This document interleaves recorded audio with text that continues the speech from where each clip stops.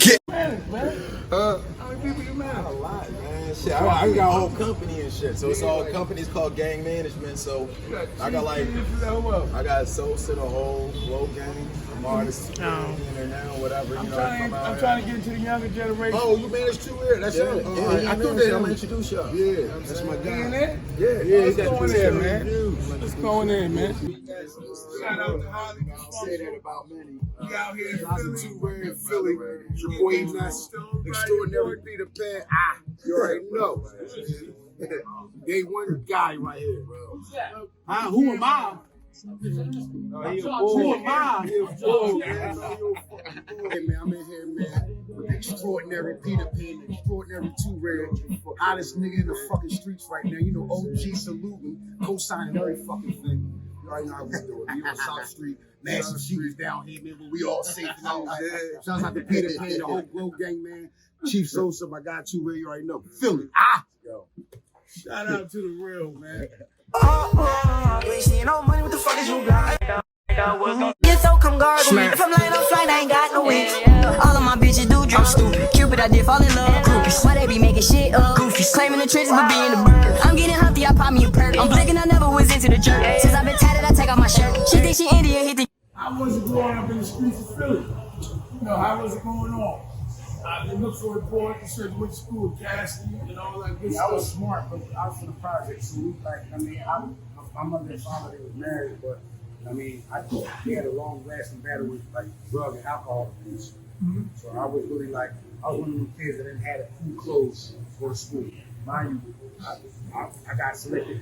I took a test on academic school, the top academic school in Philly. It was Central. So after I took the test, it was accepted.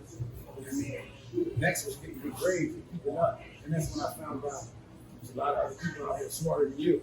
So being that, you know, I was like getting all straight A's in my neighborhood, I got to Central, and it was I can't say Indian because that's like Central, but you know, like Indian people, Chinese, like Asian people, they were scoring like getting hundreds on every test, and I'm like, yo. So then I found out you could be a straight A student and not finish 50-50 in class. So it really kind of opened up to that word. I would say like, it was like going to school every day, watching Higher Learning, doing that type of thing. You had your Gothic kids, you had your red dot Indians over here, you had, you know what I mean, the Asian kids over here, you had the black community over here, so it was like kind of Higher Learning. I'm from Rockland, I understand. Yeah. I'm from New York, but I'm from Rockland County. Yeah, so it was that type of drum, but growing up was hard, man. I fell into the same pitfalls we all fall into. You know what I mean?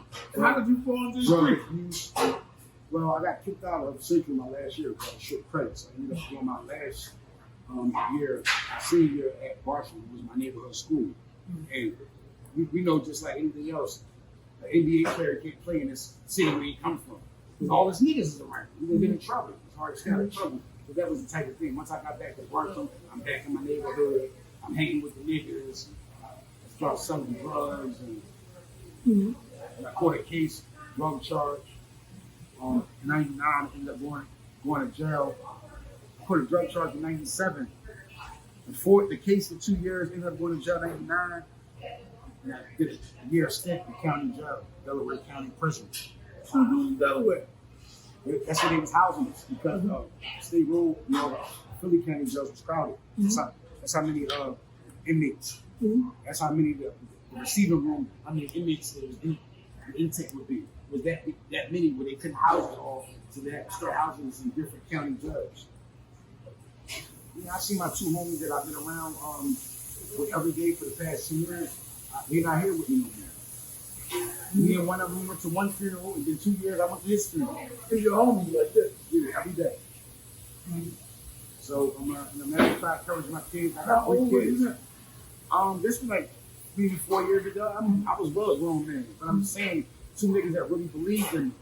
After all the smoke period and Badboy shit calmed down, and niggas was trying to keep me while I was down. These 2 niggas was always, yes, you gotta get back in this shit. Come on, I gotta check for you out here. I was talking to these promoters out here, they love to have you. Come on, Even to where, you know, they was like almost like my bodyguards. So they was keeping me from doing dumb shit, and it was also keeping my mind focused on Yo, get back in the game, bro. You still got it. Your name ain't bad. You got a good name on the street. You ain't burning nobody. You ain't ratting nobody. Let's get out here and do it again. And these two niggas not here anymore. That's fucked up. And they all, not to cut you off, but they both died from gunpowder, bro. So I can see one got sick.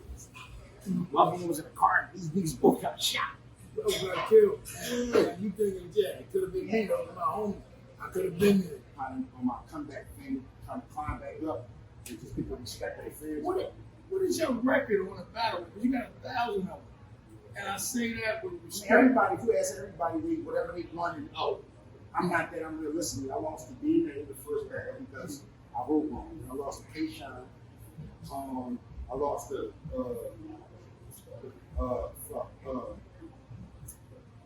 Nestle. And that's about it. Me, that I can argue, say I got over 24 battles. I can say I really honestly lost 3 in my eyes. It didn't sit right with me when I walked away from it. Awesome. And 50 bags, 50 wives, 50 draws. At night, he always take his fucking chains off. This is a massacre without the chainsaw. You want to beef, you want to battle, motherfucker play ball. I'm from the back block. He sell crack rock. Get you online and put his brains on his laptop. You're now 143. Take a snapshot. You want to game on with your life, take a crap shot. Red crack said he on fire like a matchbox. Red dot on his head. Out. Jackpot. Shoot his pockets and dance with my hat cop. Go ahead and be a gorilla. I'm a Sasquatch, Bigfoot, with big burners to take shot spots. Make the whole city hot. You looking like a watered down version of Diddy Bob. That's the same fucking reason why 50 fly. Fuck around with lanes like y'all, you throw shitty out. Throw it on YouTube to see if you hot. You dead pop. It's a fake ass G you not. One thing about Badboy is we don't stop. And you can't name a gun yet that we ain't got. Y'all ain't want to come to Philly, so I know y'all pussy. So I came up the turnpike. This day ain't good. that was on my own league. That was called Battleground. That was called Gunline Battleground. So it was something that, I was trying to start my own league way back then, back in 09. Before the bullpen, before Smack really started stepping on, it's pushing, turning his gears up with the shit. Like I was really trying to set my foot, like get my feet planted in battle league shit. And it just never worked out the way it would at different partners at the time, as far as executively, financially. We just went all separate ways, and I just continued to maintain a presence in artistry wise. Getting paid to do these performance fees, showing up in this car. So then I recalibrated, came back to Philly, sat down with Rick Gann, hip hop since 1987. My man Stiz, and we came up with the Battle Academy. So that was like Philly's own battle. We were nurturing talent. Of course, we had Bill Collective, Boom. You know what I'm saying? I seen all of that. Yeah, so it's like, I came back to Philly and kind of like laid the building bricks down for the battle rap foundation. We always had Reed, we always had Cicero, but back in 2008 when I battled My Sign, when smacking them, they were still like the cameraman for the action. They hadn't really. They didn't get there yet. But from that event, they saw the idea to start charging people to bring people in the building to watch these battles. So it was like, I've been a part of a lot of things that revolutionized battle rap. Yeah, you did. I didn't even know that. Even my infamous battle with Jay Mills, I battled across from a pool table. And the Hickam Fight Club a year later. All they battles is what? In front of a pool table. Like, let's talk about it. Get into it. Let's talk about it. And you won that battle. Yeah, I won that battle. You did win that battle. It was tough times because the Puffers were close to one of Blow. Nas, on this and he's from Mount Vernon, his pops are hustling from Harlem. So he's real close to one of Blow, Jay Mills, and that whole regime over there. And we met on the battlefield, but we had a mutual friend who posted board. The nigga went to 106 and Park shit. So we was like had a mutual friend through him, but we never really seen each other face to face. So seeing each other face to face, y'all seen it interaction on the TV show when we actually battled that time. We actually went 2 sudden death rounds after the standardized 3. So a lot of things that we did in that battle, we laid down the standardized, unwritten rules in battle rap. Remember when I choked the first round and Puff gave the Jay, you took it. This shit was flawless. He did that round. It was like we was laying down the rules of battle rap, like right in front of y'all faces on the TV. You feel you get credit for that? I embrace the fact that hip hop, they have pet schools, even battle rap, they have pet schools, but they haven't found a duplicate for what I do. And that's why I keep getting booked. That's why I keep getting flued out, how the city want to say. I keep getting flued out, getting paid, and you know what I'm saying? Because I have a routine that can't be duplicated, and a routine is vintage. It is a breath of fresh air. Wherever you go, it works everywhere. With battle rap, who would you like to battle now? These are all cliche questions. I only wanted to battle one person. Up until 2 years ago. It was Eness. Once I got the DNA rematch on Battle Academy, I won that. So we like 1-1. We did a trilogy. You know what I mean? It might be like some, you know what I'm saying, some Triple G type. That's the only. I know you respect everybody. Yeah, but that's the, as an opponent, that's who you see. That's where I was almost 3 years ago. Now Ab is on I'm not going to Ab. Only because I think he talking shit. And I mean, man, I'm kind of like a fan of his and different varieties of writing creativity. I like how Ab do his thing. So that he know this, like I dislike Ab. Ab is the guy from Norfolk, Virginia. He used to be taken. Come on, you don't even know the hip hop, soap opera, battle rap regime. You know, under the dot mob, right? You know, all these niggas from Philly used to turn their back on me. And I'm gonna take no shout out to nobody in Philly because I love all my Philly brothers. But back then, when I battled for DNA and some managed to, my assignment was getting all the Philly battle rappers together so they could do a card in Philly. That's rewind you to 2019 with Free Cassidy battle Arsenal 2 doors down at the TLA. And look, I wasn't in that motherfucking car. How you feel about that? Oh man. How you feel about that? Listen, man. That's why I said I've embraced the fact that hip hop and battle rap they have passed through me, but it's not gonna stop me.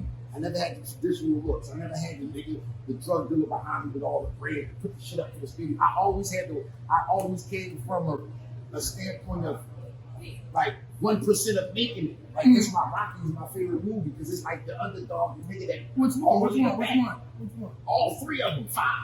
It motivates me. I like to fuck the Rocky music. You know what I'm saying? So I always had that aspect. So I watch all Philly movies that got that kind of story. The Invincible movie with Mark Wahlberg, where a nigga from Philly just walked on and made the Eagles and shit like that. So that was kind of like my story. Nigga from all the way in the back was picked out of 40,000 contestants. That's a fact. And you was the best lyricist out of that. And it was a standout. It was on that. But from what I researched, you was on before that. So you had something going on before that. You wasn't just a guy off the street that made it. And people don't know that. So when you think about the band, they think about what 5 people put together, and that's just the thing. Well, it was actually 6, and it was supposed to be like the new hip hop updated version of the Fugees. That's what Puff was going with. So if you think of it in that line, we would have gotten a little bit more. And at the time, hip hop wasn't the energy of hip hop. Niggas was some, you mean, you know what I mean? And then we came out with the beat, and then they go well with the energy and the vibe. That's one of my favorites because I pasted that before that. And then y'all did it. And that's one of my, I always love that joint. Nobody gave a damn, no one gave a hand. That's what made the band. Wave your hands, rocks in the watch. I'm thinking about the blaze the band. Eness, you know I'm here to say the land. Don't try to lie, say the liquor is what made you ram. Go somewhere and be a maintenance man, a janitor. Dog, don't blame me, blame your manager. Keep your hands on my Yet still, my single was the single like I co-wrote the hook for Bad Boy. It was our first single. So, if you understand about points and writing, the system I don't understand nothing. It's 100%. It's 100% of the song. So whoever did the beat, 50 automatically goes to the beat. So if Swizz did the beat, 50 go to Swizz. Of everything. Everything. Wow. It's really 200% of it because it's mechanical royalties, and I think it's like some type of intermediate royalties or some technical term for it. I can't get off my tongue right now, but it's like 200% of the song. So the beat maker get 100%, and then the other 100% gets split up among the writers. So to break down a song, whoever wrote the most on the song gets the most off the record. So if I wrote my own 16 and I wrote the chorus, I get the most money off the 50. So usually a 16 bar verse is 0.8. There's 8 points of the 100. But if I write the chorus is the most repeated thing in the song. Yeah. So you hear it more times. So if I write it, you're hearing my writings more time throughout the song. Let me ask you something. This is a personal question. Is writing the hook considered ghostwriting? Yeah, hell yeah. That's ghostwriting. That's why when you have samples in your hooks and sample clearance is so big, and niggas start really going on the logic and go Apple Jack and computers and making their own shit, because a lot of niggas times you would get charged more to clear the sample than a whole fucking record costs. The video, all that James Brown be like, yo, y'all took the funky drum and all that. Yeah, I need 110% of the royalties. So you're not even making no money because all the chicken coming to motherfucking James Brown. And I'm gonna give you another drink. Rick James, Super Freak came out. It reached commercial success. But it wasn't until MC Hammer remade it and that You Can't Touch This that he was a millionaire off it. Right? That was a big deal. See what I'm saying? So he made it bigger. Right. So that's what you want to do. You want to create timeless music for the younger generation, the millennials, and all the people. It's like social media. Keep sharing it. Every time you share it, it's like an NFT. You get paid. And sometimes the bigger artists, they can take more than 100% of the publishing. Right. The motherfucker actually remaking a song or rebooting a song, they don't get no money off the bread. They don't get no bread off the song. So how was the money situation for Puff? Because you was signed twice. So I'm thinking if it was fucked up the first time, I'm sorry to tell, man. All these people are trying to get in the game. It's not designed for you to win. The first of all is there has been negative propaganda put out about me that's not true. And has really tried to stain my legacy. I've always been a person, I don't like to get in just talking people's business and things like that. But not right now. I have made it my purpose that when I come back, I can't have y'all following me, because I am here to be a leader and to give some direction. If you think that I'm a scumbag that will ever steal anything, my name is Diddy. Sean Combs. I never took nothing from nobody a day in my life. All I've ever given is opportunity and more money than a person was making. So when I hear or I see things and I'm like, wow, this vibe that they got on me, like I'm Big Red or something. I came here, I had to open up the doors. So you're saying you don't steal from artists is what you're saying? Never. So how does a narrative like that happen with so many different people? Because people have this thing called the tap out button. When you get to a certain point and the money is running low, you gotta run this hustle to try to find somebody to blame. You know what I'm saying? I have all my receipts. And so we are going to do a retrospective with all the artists, and we're going to get this narrative clear because it comes from different tactics when people want to get out of contracts.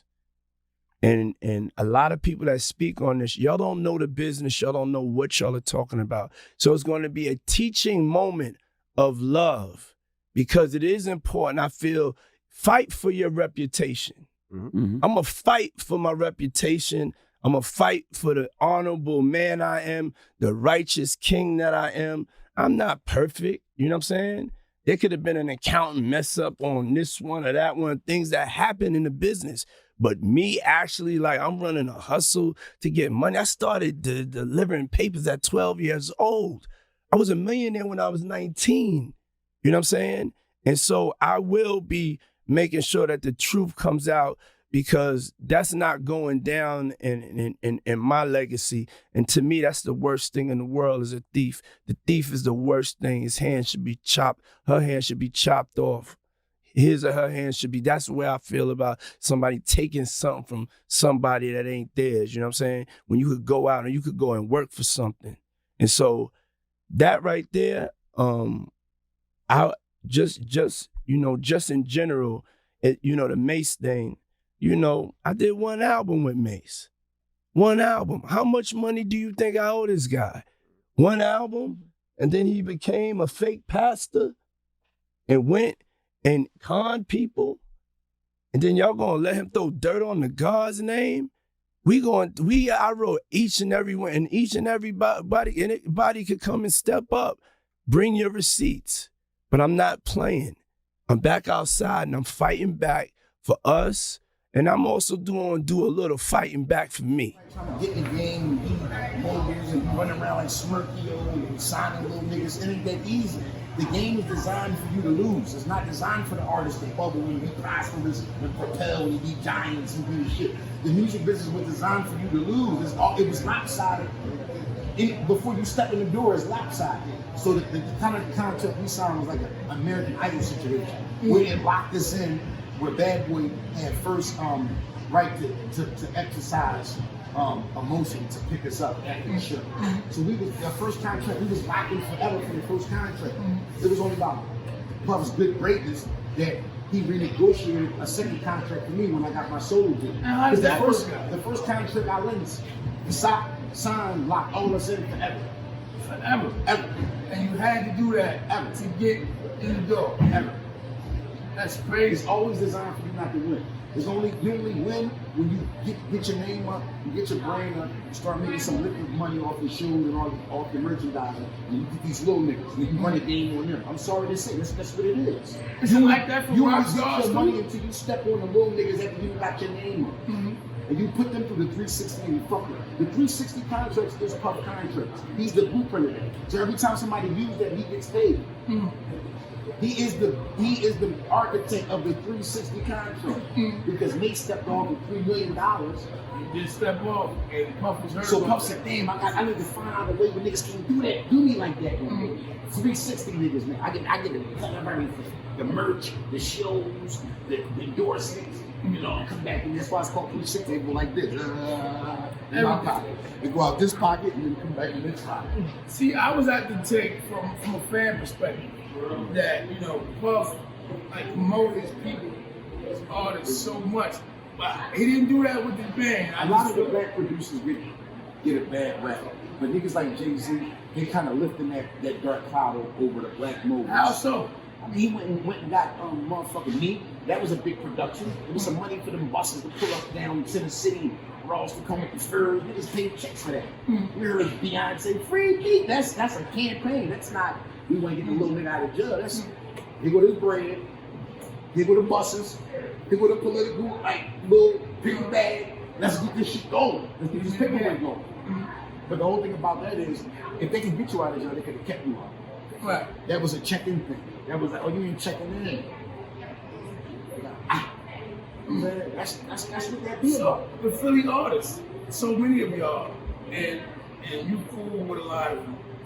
And why is it so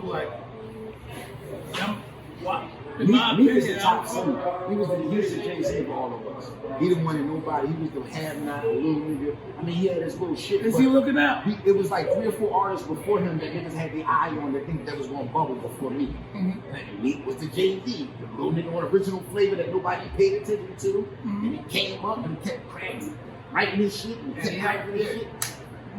He got to deal with it. And he don't owe nobody nothing. I'm not one of these bitter rappers. Meek should do this. I'm so far removed from his generation. They don't owe me nothing. You are more than but you still got it. You still in the mix. No, niggas don't owe nobody nothing. I'm tired of niggas getting respect. This nigga did this nigga did that. The whole shit is not solid. It's a snake business. It's a cutthroat business. You might as well not even doing it if you're gonna remain pure and be morally correct and all that. Don't do that. Go do something else. Go start up a chill pack or Uber or some pull up and pick you up type shit. Don't do this. It's a business full of gangsters, criminals, killers, shooters, gang members, paper gangsters. That's what it is. It's the devil's power. That's why niggas have so much power. The niggas be like, oh, you ain't blow, when you go back to the hood, you got to shoot somebody for disrespecting you because you ain't go through the window in the time that they gave you. I ain't trying to hear that shit. All that shit I learned a valuable lesson, man. It ain't the niggas, it ain't you who change. It's your friends and family. Because everybody say that I fucked up and I should be farther than where I was. My friends and family was the ones that helped me fucking flush this shit down the drain. Yeah, fuck shit I up. didn't go to LA and get a whole new set of friends. I stayed in Philly the whole time. So the same motherfuckers that, oh man, should have been, nigga, you spent the money with me. You drove the cars and fucked the rentals up and fucked the bitches and went to party with me. Every bottle I cracked, you was cracking. Every chicken went out and broke open, you was breaking open. Yo. So me and Puff told me that early in the game, man, it ain't about the music shit. That's about your friends and your family. That's the real testament. So when you got the second deal with Puff, how did that work? Being that, because from what I understand, you had something going on before that. So you was already on your ride. I was always signed to a production deal. I never was signed to Badboy. But you was on your way. You was on your way. I was always came in the bars. I was that hot that if Puff didn't want me, they could have been straight the deal. I wouldn't even got a second effort. But he respected my pen that much. Like, that's what make sure you get everything you got. Did you ever write some shit for Puff? Yeah, I wrote on Press Play. His 2005 album you dropped with his biggest singles on the last line with Keisha Cole. I was on a single called Press Play. Actually, Burger King picked it for a commercial, and then Men in Black 4 put it in the movie 2 years ago, the international version. So that's 1/16, 2 big checks. Because I retained my publisher, I never sold it. You never gave it up to him because he's known for Had I sold it, I wouldn't have gotten no check from making Men in Black 4, I wouldn't have gotten no check from Burger King. It would have went straight to the publisher. So now that P. Diddy's on his love trip, you know what I'm saying, I feel like that he acts like he's giving back to everybody that he fucked over. You know what I'm saying? I mean, man, it is what it is. I'm gonna keep telling people, man, listen, the game is lopsided. If you get in this game and think niggas you ain't grow up with supposed to uplift you and make you become a millionaire, there's only special cases like that. It's a business agreement. You are artist, raw potential, you don't know nothing about the hood, and that's why you want it.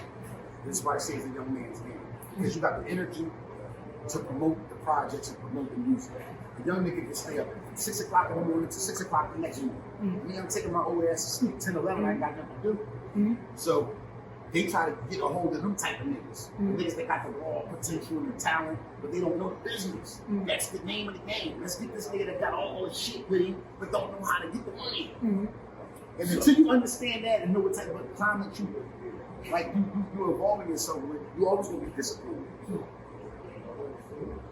I did that. So where you at with hip hop right now? I know you're doing a battle rap. Yeah. You like. I got a project should be coming like. out. I got a project coming out. I got a party coming up June 17th in Philly, 4809 Germantown Avenue, Victoria Banquet Hall. I'm celebrating life, man, and it's the release of my album. It's called Say that again. Celebrity Party, man. My showcase / album release party, June 17th, 4809 Germantown Avenue, Victoria Banquet Hall, and we celebrating life in my album release, which is called Eness and Friends. Is that the joint we was going to? I think that we might be there. Facts. It's gonna be pop. I got Charlie Baltimore. I got Beans. I got State Property. Major Figures. I got DJ Self from Love and Hip Hop DJ. Like, it's gonna be lit. Lit situation, movie, crazy. So as far as the business, are you in love with it? I regained the love for it. Why? Did you know it? I was 10 years dormant because everybody saying you washed up, you ain't gonna make it, you had your window, you had your change, you fucked it up. So I became a consumer for 10 years. But then I looked around, nobody had stepped up and was the top seed. I mean, of course, Drake, you know what I'm saying? But he's a Canadian. So I don't count him as being a nigga from this country that rose up to be the top seed of this country.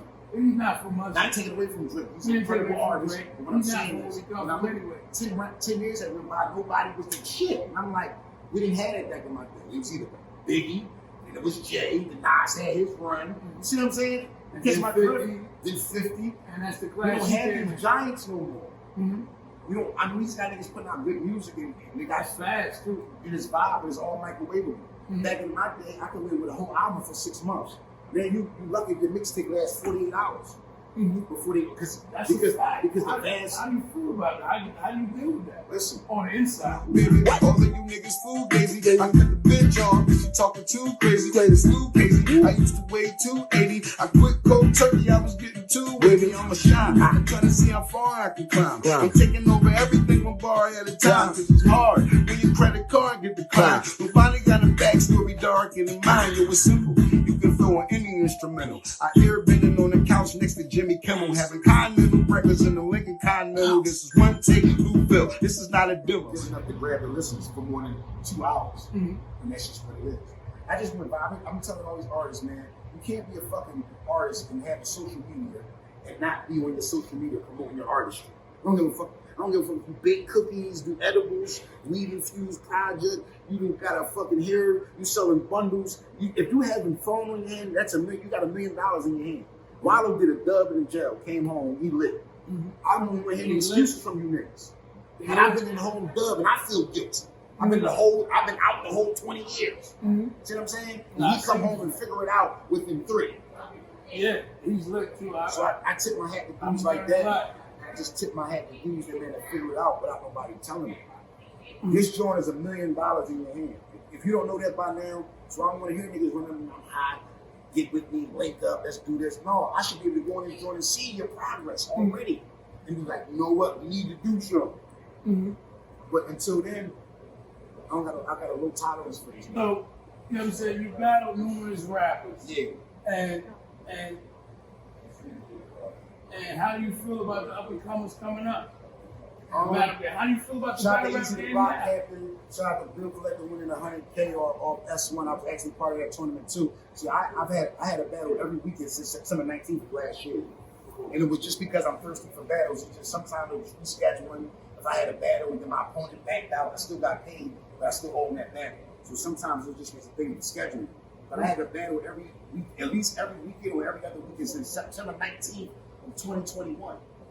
I'm about to battle. I just battled Remy Noble on RBE this previous Saturday in Atlanta. I'm about to battle Snake Eyes on MC Wars, which is a battle rap league that use beats. So 2 rounds be on beats and then 1 round be acapella. About to battle Snake Eyes. Then I'm right back down to Atlanta. 6 days from there, I'm battling Mac Myron on RBE, a big call.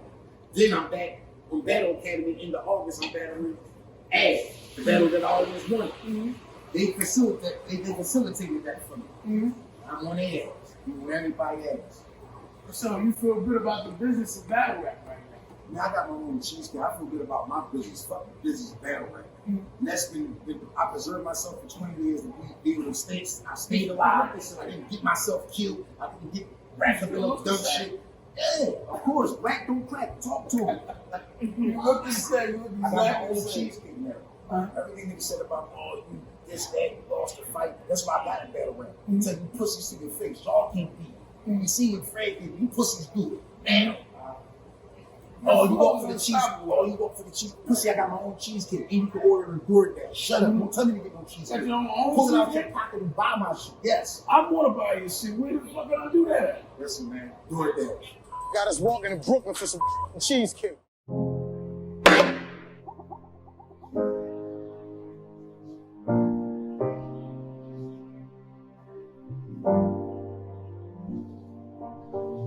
I look back, I would've did things different. I never lost faith, a couple things went missing. I walked for cheesecake, but now I walk like an Egyptian. I multiplied my money, all they showed me was division. All I wanted was some FaceTime, but I know it take time. Sitting up in daddy's house, on my way to baseline. Rumors you got blackballed, I heard that through the grapevine. But like I said, God got an army, so do Satan. I ain't trying to make friends, got enough fake friends. Surviving every day up in the trenches, trying to make ends. Only thing we look forward to is the state pen, or the cemetery round the corner from the day's end.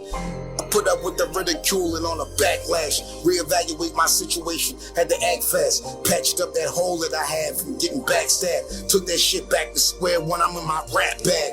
I sold my duplex, my mother had a stroke. And niggas see me back inside the jacks, they think I'm broke. If you don't see me by myself no more, you think it's smoke. But you could think what you wanna think, I think I'm woke. I spoke to Puff yesterday, it's all good vibes. I'm still putting out fires for my hood ties. Before I leave, I get some cheesecake. DoorDash. We got the merch popping. That's pretty We gonna good. do that before I leave. We got the Lou. Everybody, why you keep calling yourself Lou? Lou is my real name. It's Lou Eric Mathis. You turn an M into a W because I'm winning. That's the name of my merchandise. It's called Long as Everybody Winning Gang. Lou Gang. Lou Eric Mathis. It's all acronyms. All my shit. I even started the whole YBN, Mirrored, and NBA Young Boy. Back in the day, my group was called YHM. All that I was named myself YHMS. I've been one of them niggas all 20 years ago. Right. We created that shit. The JBM. All these niggas, they got this shit from Philadelphia culture. Philadelphia DNA is all you niggas rap. I mean, Philadelphia being there, the gun bars, the cadences, the aggressiveness, we ain't all you niggas rappers. From here to fucking Fallout Shelter in Baghdad, you gonna find a nigga trying to rap like a nigga from Philly. The three things that are going to wherever you go in the world, I'm gonna find a nigga from Philly in there, a nigga from New York, and a nigga from LA. Maybe a nigga from Atlanta. Maybe a nigga from Atlanta if you're not from New York. You know what I'm saying? So, how do you feel about the Philly culture? Do you feel like y'all get along? Do you feel like y'all work together? It's tough here. It's that whole unwritten rule is like high five, we get along, New gang. York. As soon as I walk out the door, oh yeah, that's hot to there. That's like the unwritten linguistics we speak. We love each other to our faces, but behind our back, That's why I don't get nowhere, because when we get up in these meetings in these offices, this Philly artist can get up in there and they're like, what about this? Oh, we don't fuck with him. He's a bitch. He got fucked up. He slapped. He took his chain. He shit down his leg. We ain't talking about that. What's up with his music? So I'm saying niggas getting all of that. We can't do that. We gotta bring ourselves up. And there shouldn't be no reason why you go down to Atlanta, you hear 20 artists on the radio from Atlanta. You come up here, you hear 2 artists from Philly, everybody else right here. Money Bag, Yo Out, Tory Lanez. Yeah. We got Uzi, we got Rock, Meek, of course. We got a couple of, we got Rocky. She's stepping up. She's a female artist. You know what I'm saying? So we got a lot of artists. We got Leaf Ward, O.S. Ryder, Free O.S. Ryder, O.T. the Real. You know what I'm saying? Like a white rapper that's been like making a lot of noise for himself. Yeah, but all in all, that we got a crazy boom there. We started that whole shit. And when you look back at YouTube, it was me, the Reeds, the Eness, the Booms, the fucking the Touch Monies, the Top Classes, the Headshots, the Billy Jahads, the Meek Mill, the Quilly. Oh, we started with YouTube footage. All niggas did was take the footage off them early DVDs, early 2000 DVDs, and just upload it, shit to YouTube. You can even watch the tags still in the corner in the footage. So, the rap industry right now, who's your top 5? You mean top 5? Yeah, top 5, and then we got battle rap. I want to know, even in Philly, who do you think is top 5 rappers? Because Beans is still my all-time favorite. I still got. I still got the Wayne man in there, because Wayne his mixtapes was incredible. The content that he give out for free, and the way he just go hard on his mixtape game is just great. The shit he said on his mixtapes, niggas try to see him for their fucking album. The cleverness and the witty and the double entendres. So I still got Wayne up here as one of the top dogs when it comes to pen. And I like to say about Wayne, he kind of slowed down a lot. He slowed down now. It's okay, he's rich. But from the beginning, he wasn't the same way in the beginning, because he came out when he was a kid. And he gradually got better. I always seen, even though, you know what I mean, it's been said that Gil was around. I know Gil was around. Because that's how I was making my name. I came home in 2000. That's when Gil and them was breaking off from doing a major figure thing and then like balling out. That's when they got with Cash Money and shit. Make a long story short, I always seen that when like Wayne could take that there if he just had the right people around him. And that's all it was. It just was getting the right niggas around you, talking the right shit. And like you said, I don't hate the little niggas shit. I don't get bitter when they win with the young shit. Like, you know, I extract the best part of it and I apply it to my shit. That's what the fucking Wayne did to Gilly. Like, yo, I ain't gonna take everything, give me this and give me that. I'm gonna infuse it with my Louisiana bop, my little twang, and then I'm gonna smush it together, and then that's what it's gonna be. So you believe everything Gilly said about that whole relationship? I ain't nobody's Gilly. I just gave you the timeline. You gave it to me. You gave it to me. I got it, bro. That's big shit. That's big shit. So you still give me top 5. You got Wayne. Got Wayne. I got Tip. Tip. You heard me? Trouble Man? Trouble Man. The Tip's good. All right.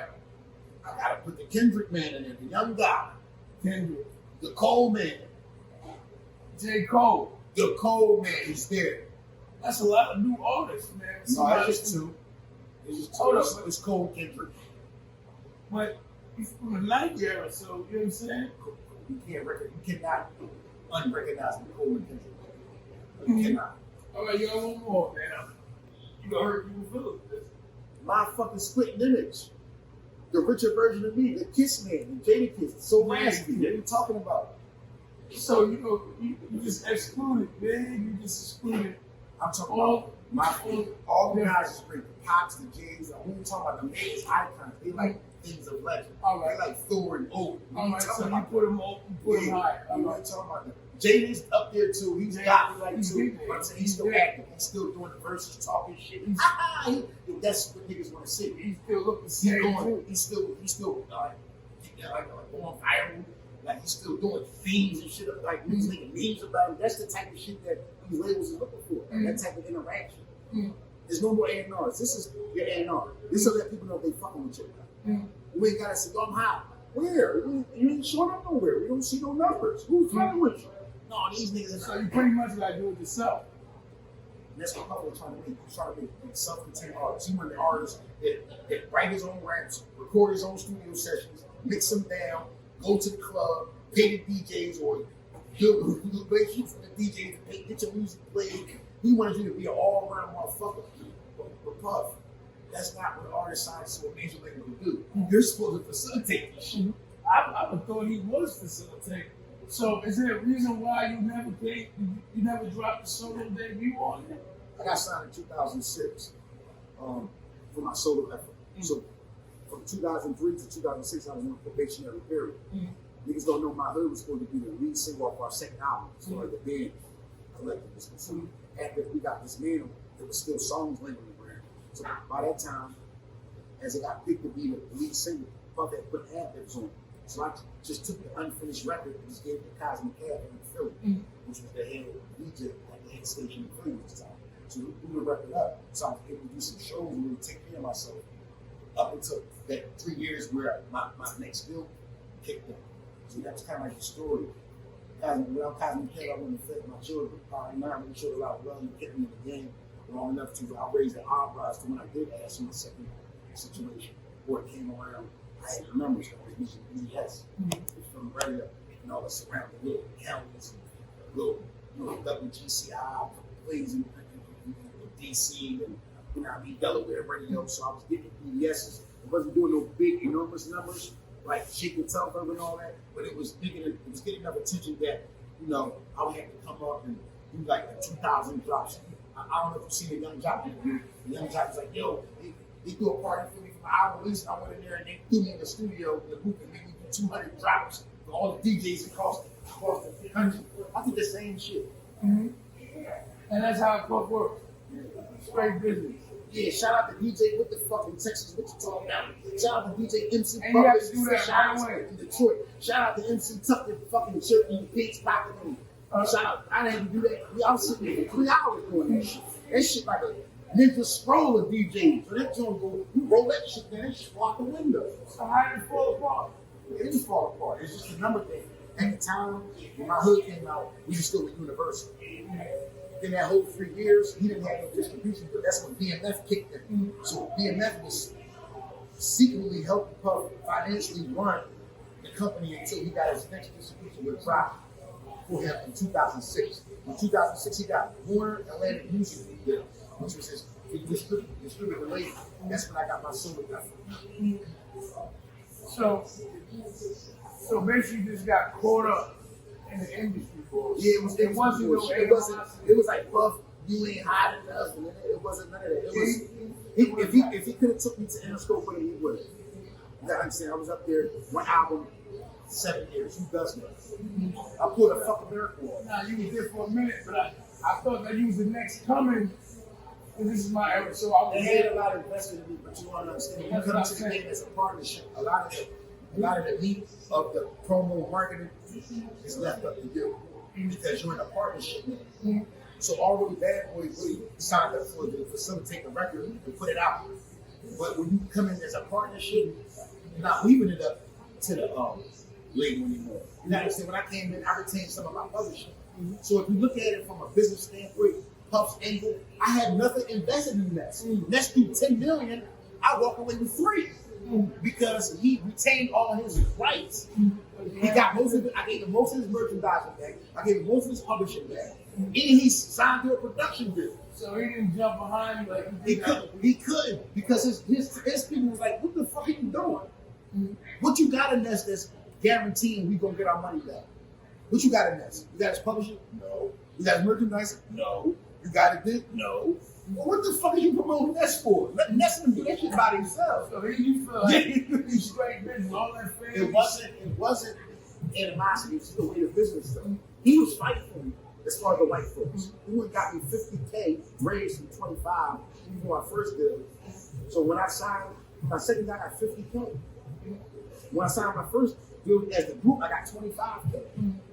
So that nigga was fighting for me. He was getting the most amount of dollar he could without me being no real big record seller. Was that standard? Because it was 5, 6. Standard is 25.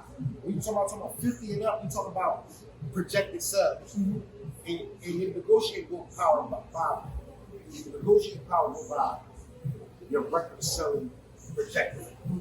So they say if you drop a mixtape like Drake did with the So Far Gone, and that joint went 789,000 copies, right? So they're like, yo, we dump a little bit more money into it, it might do 1.56. And that's how it's all a number game. So they don't give a fuck how nice you is, how lyrical, how cute, how curly your hair is, how ugly you are, how strong, how many niggas you rob. If your record don't come up when it's time to drop shit and your BDS and all your shit not peaking, it don't make sense to the regular dropper. They only drop the shit that makes sense. Tell us about French Montana, because I heard a clip like you bought French Montana, or Badboy. I didn't bring him the Badboy. French, because of Ness, French Montana, that's the first time we seen the inside of a Badboy studio. I recorded a segment off his Cocaine City DVD. First year I got signed. Shout out to Coke Boy Brock. So, I mean, shout out to Coke Boy. No shade. I mean, he was cool with Alex, which was an engineer up there. So he was like, yo, no, I'm just saying, like, you know, and then I didn't know him at the time. He was an unknown. Just me having a love for hip hop, the DVD era, because that's what I came from. I'm like, yeah, sing it up. And I didn't know who French was. But then he ended up going and getting into the battle rap shit. He ended up had like I think a battle with two, a Fight Club and all that shit like that. They battled some guy named Scar Man, Atars, and some shit like that. But yeah, like Frenchie was my guy. I did one like an early segment off one of the early Cocaine City DVDs. And all philosophy. And we did it in the legendary B studio where it was Big's favorite studio to record at. Shout out to you, Will. Kanye West. You got a race in the way. So yeah, I got a big shit with Kanye. Me and Kanye started. We had a mutual friend named Plain Pat. It was huge. It was A&R's at Def Jam Records. Let me tell you, but the hate would drove me toward getting back into shit. One of my friends came to me, not disrespectfully. I'm like, listen, I don't see you really doing nothing. I'm like, all right. He's like, no, I'm saying, like, you know, I do the CDL shit. You know, I got my CDL. You might go get your CDL. Want you to say something else. Want you to do something else. I had it up there. When he said that, man, my wig, I said, nigga. Not disrespecting him, see, that is a good profession. But I'd be damned if I throw away 20 hours of man expertise away from some fucking CDL. No. So I use the hate to get back. Oh, nigga, y'all got me all the way fucked up. If I don't get back on this phone and rap, my heart's content, and you don't start showing me the love that I deserve, y'all got me fucked up. And that's just what I did. Now I'm a brand ambassador. Niggas pay me money to wear their clothes during my freestyles. Niggas pay me for promo stocks and all that. For a rap, I mean, for a lot of love of rap. I'm not talking about the business. You did it just for doing it. I know, you know what I'm saying. You got to do what you got to do. But did you fall out of love with the game? At a certain age. At some point. I mean, the hip hop industry, the community, should be at a certain type of level of success. But when you don't have that type of level of success, they kind of write you off. So yeah, I lost the love of it because my environment was telling me, you ain't naked, bro. You'll lose shot to my face, but you know, I went up. You got beers. I'm like, damn, nigga. I'm like, Goodyear don't sell the most tires every year. Toyota don't sell the most cars every year. Kia don't sell the most cars every year. Somebody is the top seed every fucking year. I'm just having a bad run right now. But just like everything else in life, man, it comes back around 360. It's like them 360 girls popping up. So How do you feel about it now? You're a monster on the battle rap scene. And how do you feel about the industry now? You said you're still making your way. I'm removed from my feelings. Once I figured out that it was a routine, nobody gives a fuck about you and your feelings or how you feel yourself. You don't have something that they're willing to pay for. No reason for you to come outside. Once I start perfecting my routine for a battle wise, then we stop getting high, try to start losing a little bit more weight. Because weight makes you look older. So that's why puppets make us do the physical training and shit. Because we get on that camera, you're like a fucking balloon. But you don't look like a balloon to you. You're like, I'm cool. I'm straight. But we jump on that, you like, I'm like a fat fuck. I know, I just gained a bunch of pounds. So that's what the physical content, because it makes you look older. When you wait, like, yo, man, you got some weight on you. Damn, calm down. Right away from the table. Gave me more motivation. It just doesn't look. That's not somebody. For a star, to be a star, you could be fat, but you gotta be sexy fat. You gotta do that shit on. You gotta cover it up. You gotta cloak it. You can't just be fat. You know what I'm saying? You gotta do a Rick Ross. You gotta do a Biggie, whack and huggy. However, I'm cool. You know what I'm saying? You gotta throw it all. You gotta misdirect them. Like, I'm ugly, but I hear you. I hear everything. I got the chicken and I got the drip. You know what I'm saying? So bitches gotta wanna fuck you. Niggas gotta wanna be.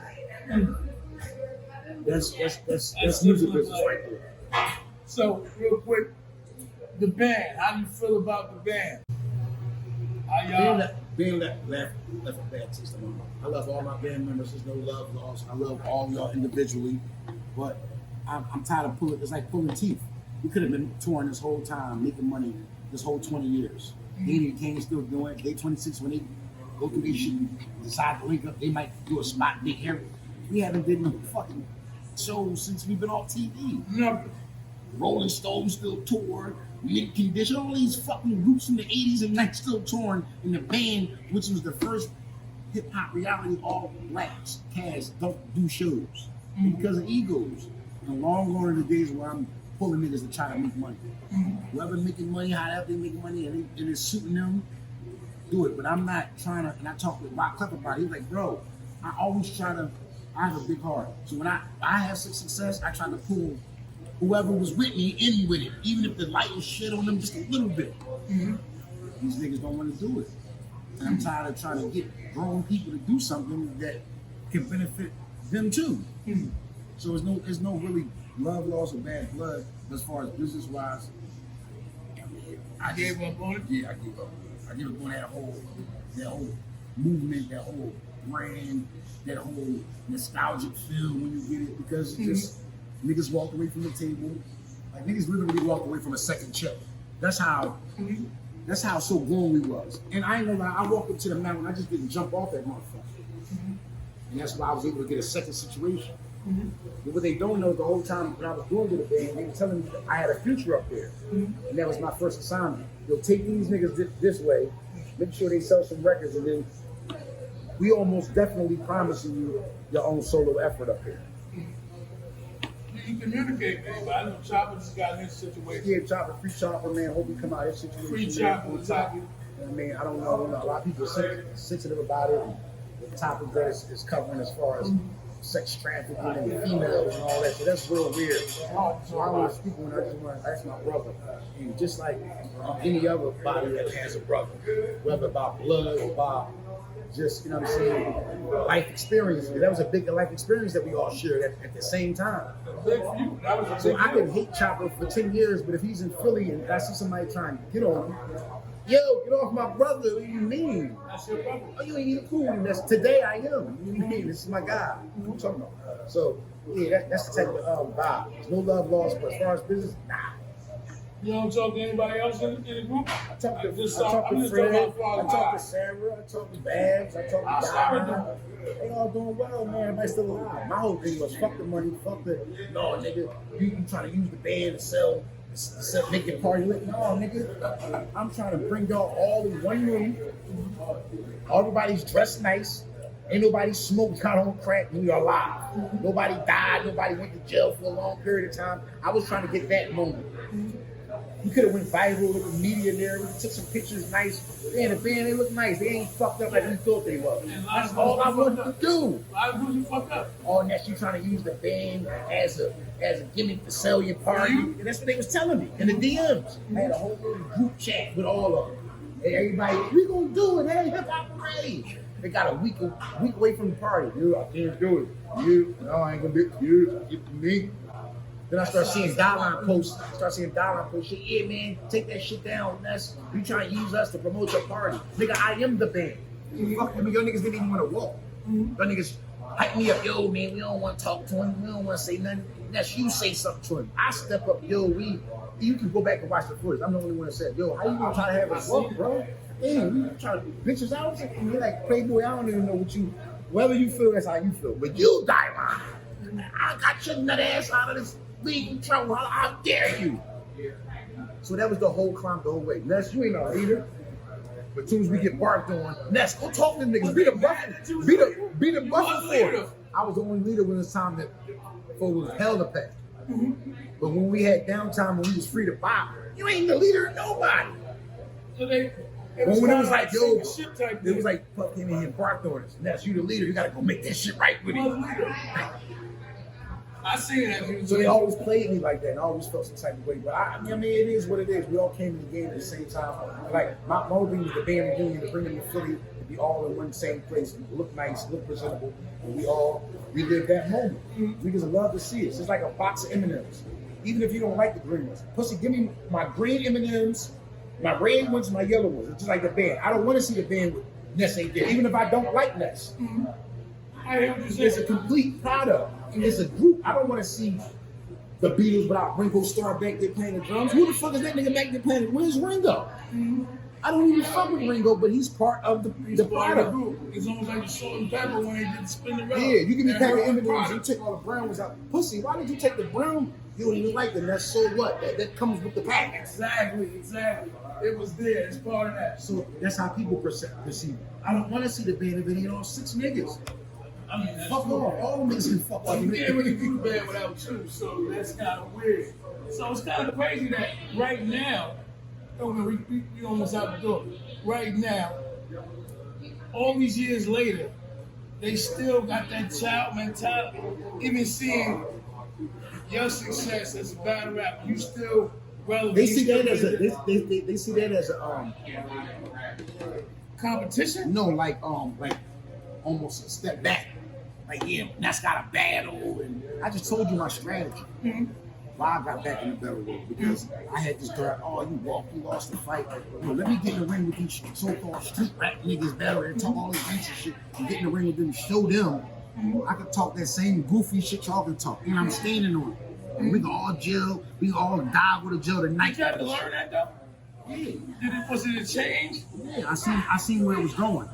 All the free rappers, they was trying to get away from the battle rap because they had spent so much time reading Meek and Reed, Quilly and this person, Vodka and Cheek and Vodka and Joey J, all these niggas. And they was like, no, we ain't doing it, but we just spent all our childhood years battle rapping each other on these DVDs. We trying to do music. So when it came to battle rap start resurging, niggas was like, no, we ain't doing that no more. So I seen it, like where it was gonna go. I seen it. I was like, yo, this might be big. I just playing in the scene like I always did. So are you doing like battle rap competitions or just you? You know what I'm saying? It's just me right now. I mean, I got some things in the work. I'm not gonna spill the beans on it too late. You know? I mean, too early because I want to really materialize. But yeah, man, I'm just trying to nurture these new artists, man, into You got some new artists you fucking with? Yeah, man, yeah, but throw them in there. Definitely got Bad Betty. I got Philadelphia. Yeah, Bad Betty. She a female rapper from Philly. Her name is Bad Betty. I worked alongside with her. Nunu the Wild Child. She from Alabama, but she work up here. Bruno Brown, Fran Daddy, Zabula. There's a lot of artists I'm helping nourish from doing little records with. Yeah. You're active no matter what you do. Along with the stuff that you said you do. Yeah. So, real quick, man, your new projects. It's called Blueprint, Eness and Friends. It's like an 11 track EP. I got Benny the Butcher on the Freeway, Cassidy's our associate, Corey Guns, Votto, Method Man, Beanie Siegel, Oskino, T-Rock. I'm gonna stop there. You got Cassidy on there? Yeah. You never thought about batting on Cassidy? You probably will never see it because of our relationship. Me and Free and Cassidy, we all cool. We come from Philly. We all from the same graduating class. Me and Cassidy actually went to Central together. And DJ Drama. So I was talking to Freeway, and he's talking about battling Cassidy. He got battling Cassidy. And he kind of was offended. He's doing a rematch. Yeah, he kind of, I didn't phrase the question because I thought he was such a complete songwriter. Right. And I was like, you know, Cassidy's kind of disrespectful and rude and mean. It's going to be interesting to see. Cass is cocky. Freeway, he took 2 big losses in his life. He lost his children this past year. He did? Yeah, he lost his daughter to a long battle with cancer. And his son, I'm not too sure. I don't want to quote me on this. I think it was like some type of foul play, might be gun violence, or I don't know if it's between him and Oskino. One of their sons died in a car accident. One of their sons got killed or something like that. I know Oskino lost it there. Yeah, so I seen, you know, him and Freeway. So shout out to them brothers, man, for enduring so much, man. And still getting out there and giving us content, doing shows, and like really. Love all your shit real quick. Eness, my Instagram page is at Eness_215 on Instagram. My Cheesecake page is at Eness Cheesecake at NESSCHEESECAKE.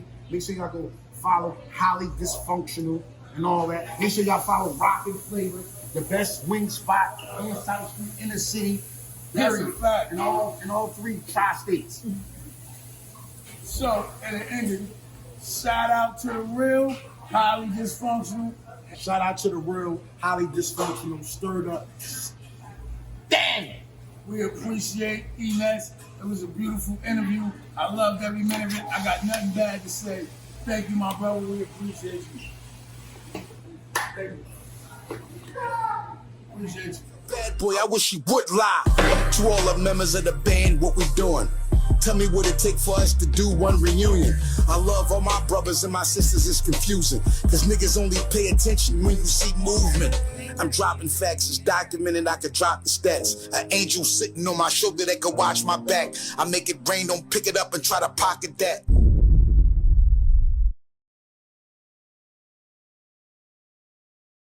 We came to shut it down. I'm like, we came to shut it down. I'm like, we came to shut it down. Nah, I don't need no help.